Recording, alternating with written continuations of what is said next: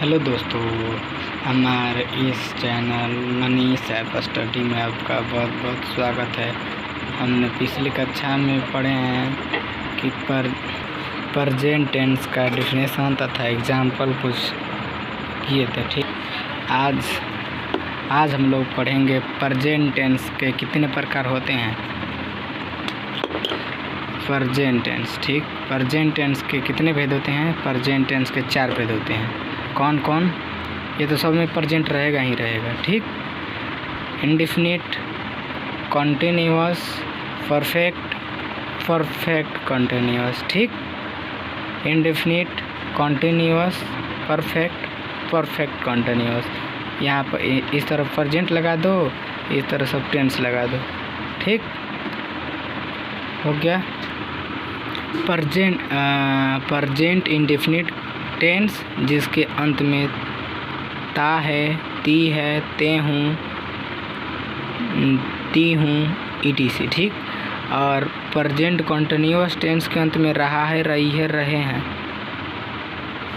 और present perfect tense के अंत में चुका है, चुकी है, या है, ई है।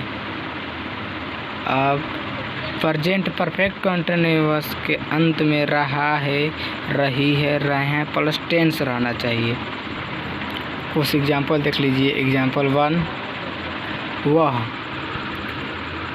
वह क्या कर रहा है। वह प्रश्नवाचक क्या कर रहा है, क्या मैंने वट क्या मतलब वट पहले वट आएगा। व्हाट इज ही डूइंग, प्रश्नवाचक चिन्ह। यहाँ पर भी प्रश्नवाचक चिन्ह रहेगा, यहाँ पर भी। ठीक है, गलती हो गया, प्रश्नवाचक चिन्ह हो गया। क्या तुम नहीं पढ़ते हो, लास्ट में आ रहा है ते हो। किसका पहचान है ते हो? किसका पहचान है? Present indefinite tense. ठीक, तो प्रेजेंट इंडेफिनिट टेंस ये कौन टेंस है? Present indefinite. ये रहा है, कौन टेंस है? रहा है, प्रेजेंट कॉन्टिन्यूअस टेंस। इसी तरह हम लोग करते जाएंगे। अब ये देखिए एग्जाम्पल 3, तुम कहाँ रहते हो, लास्ट में है ते हो। तक ते हो किसका पहचान है? ते हो, ती हूँ, मैं, present tense, present indefinite tense. ठीक है। अब इसके बाद एग्जाम्पल हो गया। तो प्रेजेंट इंडेफिनिट टेंस किसे कहते हैं? अब 1 नंबर डालिए। प्रेजेंट इंडेफिनिट टेंस किसे, प्रेजेंट इंडेफिनिट टेंस किसे कहते हैं? नोट्स बनाते जाइएगा सब लोग। जिस क्रिया के अंत में ता है, कोमा ती है और कोमा ते हैं, कोमा ता हूँ और कोमा ती हूँ और कोमा ते हो आदि रहता है, तो हम इस प्रेजेंट को इंडेफिनिट टेंस कहते हैं। लिखा हुआ इस प्रेजेंट को, यहाँ पर प्रेजेंट छूट गया, सॉरी, माफ़ कीजिएगा। आई जब यहाँ पर प्रेजेंट लिख लीजिएगा। प्रेजेंट इंडेफिनिट टेंस कहते हैं। प्रेजेंट इंडेफिनिट टेंस का एग्जाम्पल देख लीजिए। एग्जाम्पल, ठीक, एग्जाम्पल देख लीजिए ध्यान से। मैं पढ़ता हूँ, लास्ट में कह रहा है ता हूँ, लास्ट में कह रहा है ता हूँ।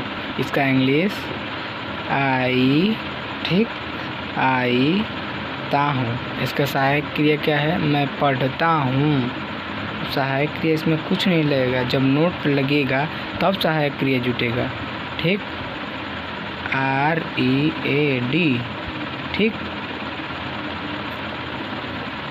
हो गया हमारा इंग्लिश। इसमें छोटी क्रिया तो कुछ इसमें लगा ही नहीं का। इजेमा, डू या डज या डीड कुछ प्रयोग हुआ नहीं। यहाँ पर कुछ प्रयोग हुआ। आई रीड हो गया। आई रीड, मैं पढ़ता हूँ, आई रीड। ठीक, देखो ध्यान से, एग्जाम्पल में आप लोग समझा ही होंगे। असहायक क्रिया, सहायक क्रिया के इंग्लिश में कहते हैं हेल्पिंग वर्ब, ठीक, हेल्पिंग वर्ब। इस टेंस में हेल्पिंग वर्ब दो होते हैं, एक डू होता है, एक डज होता है, एक डू होता है, एक डज होता है। कौन टेंस में? प्रेजेंट इंडेफिनिट टेंस में दो सहायक क्रिया होती है, एक डू होता है, एक डज होता है, ठीक है। सहायक क्रियाओं का नेगेटिव और इंट्रोगेटिव में होते हैं।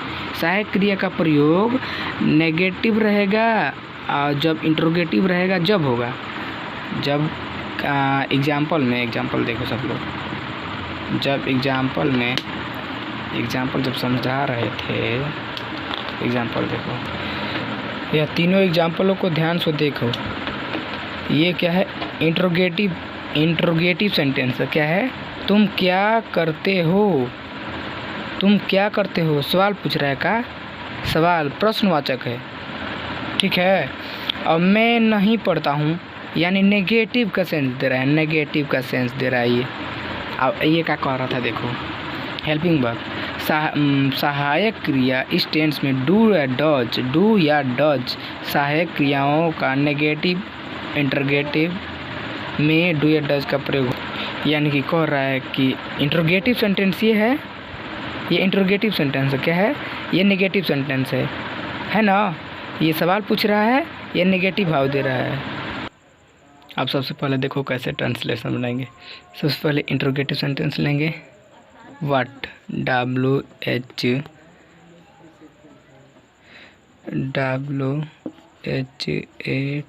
व्हाट का लिखे हैं, व्हाट। इसके बाद छोटी क्रिया क्या होगा?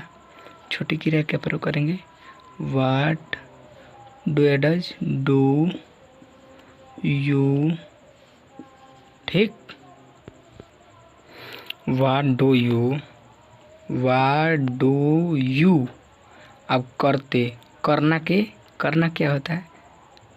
क्या होता है? डू, सिंपल, फिर डू, ये भी डू है, ये भी डू है। ये करना, डू माने करना है, ये डू छोटी क्रिया है, ये डू करना है, ये करना, लास्ट में करना हटा के ते लगा है, ते हो, ठीक। ये डू छोटी क्रिया है, ये डू क्या है? करना, डू माने करना होता है ना, वही है। अब दूसरा देखो, ये इसमें भी नेगेटिव सेंस दे रहा है, इसमें भी डू या डज का प्रयोग होगा। अब इसमें नहीं होगा, इसमें नहीं होगा, काहे कि इंफॉर्मेटिव सेंटेंस है। क्या है? ये है इंफॉर्मेटिव सेंटेंस। देखिए, आई रीड, READ, कुछ का सहायक क्रिया का प्रयोग ही नहीं हुआ, इसमें कुछ हुआ? इसमें इजेमार, डू या डज, वाज, वेयर कुछ प्रयोग हुआ नहीं ना। तो एकमात्र ऐसा टेंस है प्रेजेंट इंडेफिनिट जिसमें इंफॉर्मेटिव सेंटेंस में छोटी क्रिया का प्रयोग नहीं होता है। क्या बोले हम? ये देखो, आई मनमय होता है, आई लिखेंगे ना, आई, इसमें आई के साथ डू, इसके बाद रेड, READ, रेड, नोट का प्रयोग करेंगे, इसके बाद READ हो गया। तीनों एग्जाम्पलों को ध्यान में रखो। ये तो सब सहायक क्रिया समझ गए। अब देखो, परंतु अफर्मेटिव सेंटेंस में प्रयोग नहीं होता है, यानी क्या प्रयोग नहीं होता? डू या डज। अफर्मेटिव सेंटेंस में डू या डज का प्रयोग नहीं होता है। इसके बदले में सब्जेक्ट के साथ मुख्य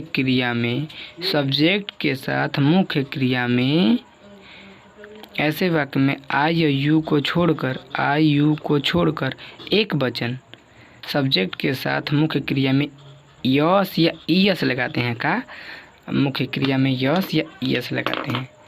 मुख्य क्रिया किसे कहते हैं? जैसे में आई रीड था ना, आई रीड, ठीक, मैं पढ़ता हूँ। अब वह पढ़ता है, वह